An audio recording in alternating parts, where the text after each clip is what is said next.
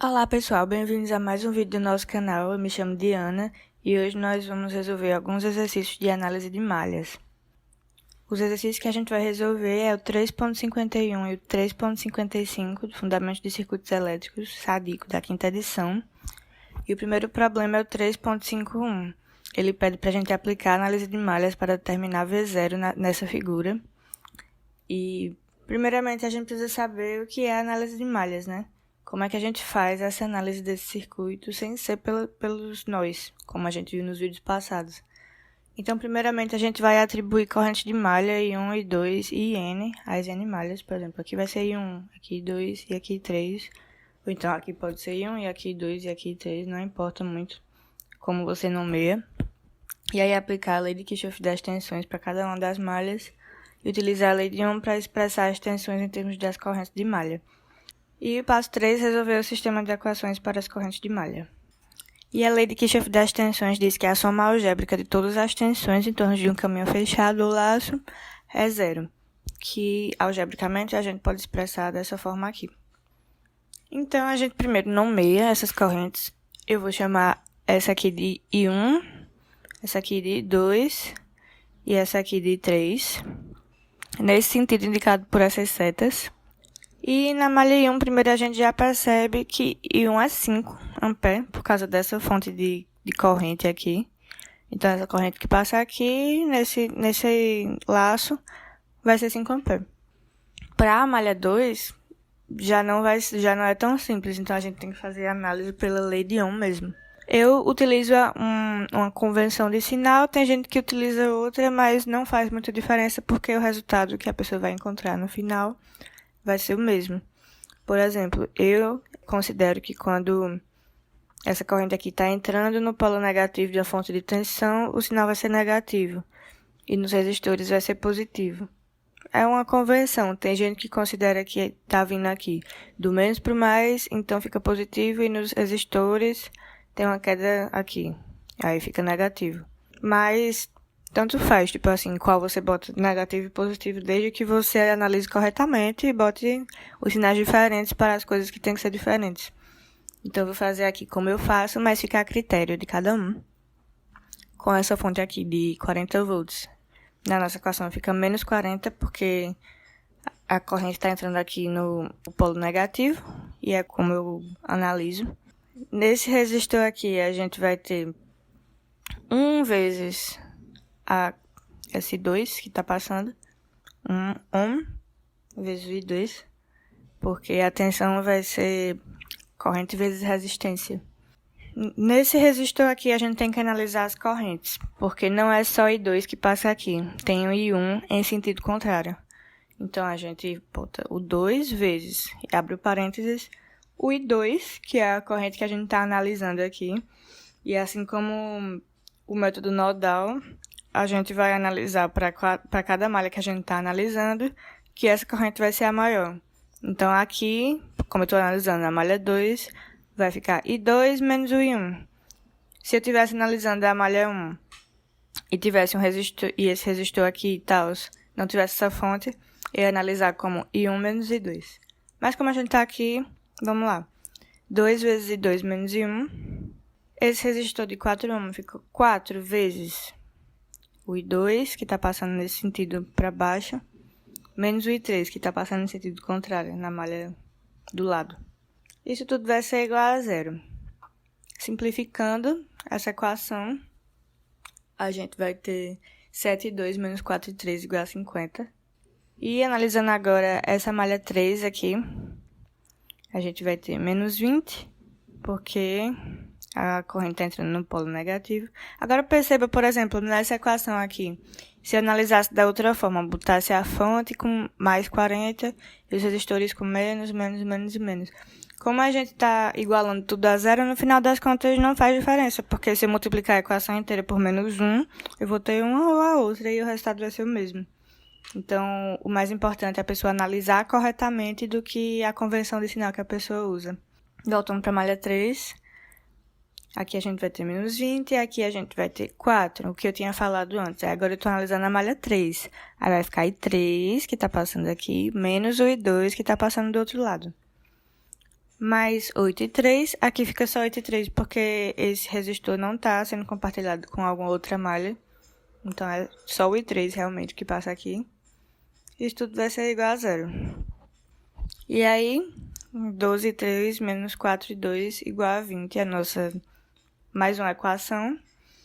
E a gente já tem aqui o valor do I1 e duas equações com duas incógnitas, resolvendo bem fácil esse sisteminha. A gente acha que I1 é 5 A, I2 é 10 A e I3 também é 5 A.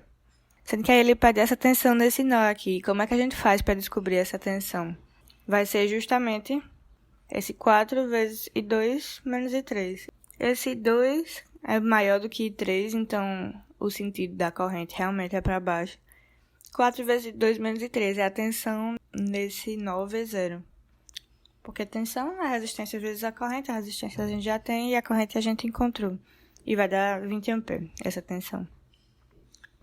Problema 3.55 pede para determinar I1, I2 e I3 nesse circuito abaixo, que são essas tensões de ramo.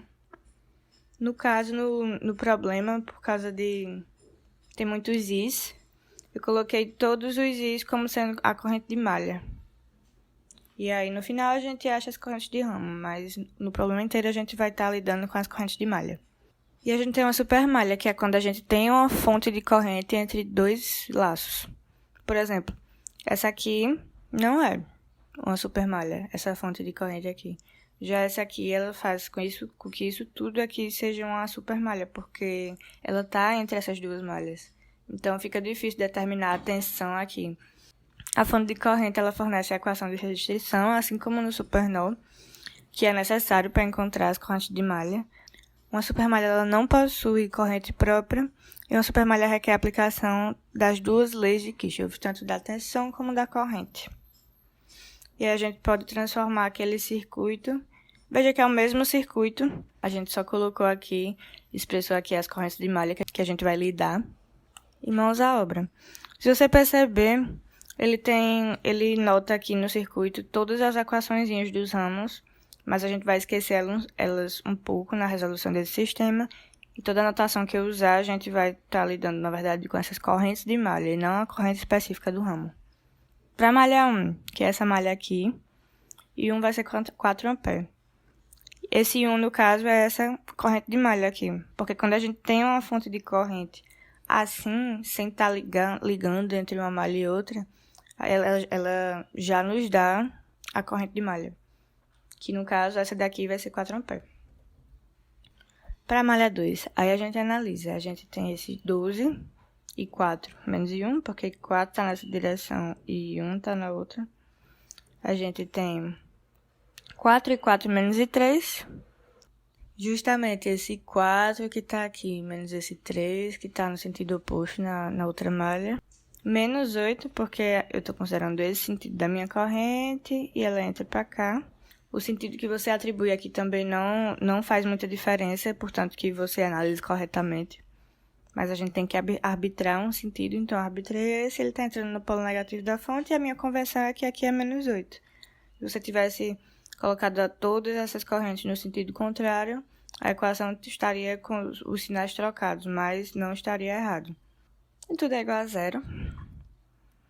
Organizando a equação, a gente tem que menos 12 e 1, menos 4 e 3, menos 8 e 4 vai ser igual a 0. Para a supermalha, a gente não analisa quando tem a supermalha, tipo a malha 3 e depois a malha 2, a malha 3 e a malha 2. A gente analisa tudo como se fosse uma malha só.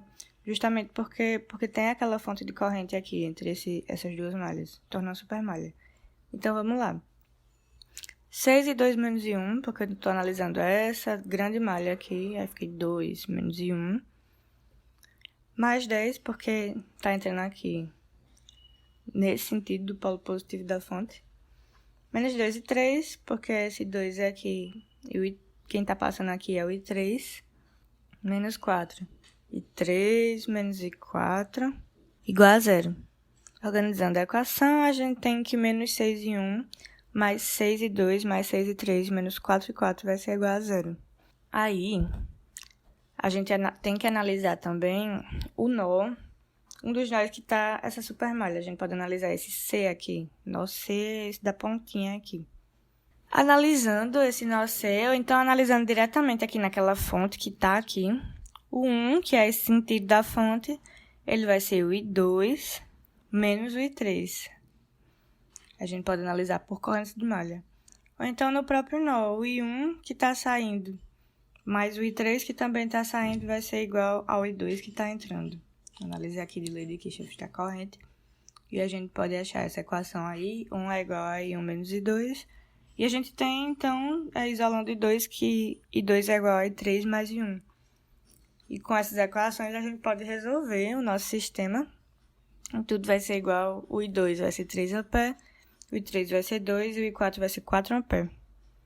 Que é justamente esses Is que eu estou falando, são as correntes de malha e não as correntes de ramo. Então é isso, esses foram os 2 exercícios de hoje. Curtam, se inscrevam e compartilhem com os amigos. Qualquer dúvida, a gente está disponível no nosso e-mail, no nosso Instagram e também nos comentários. Até o próximo vídeo.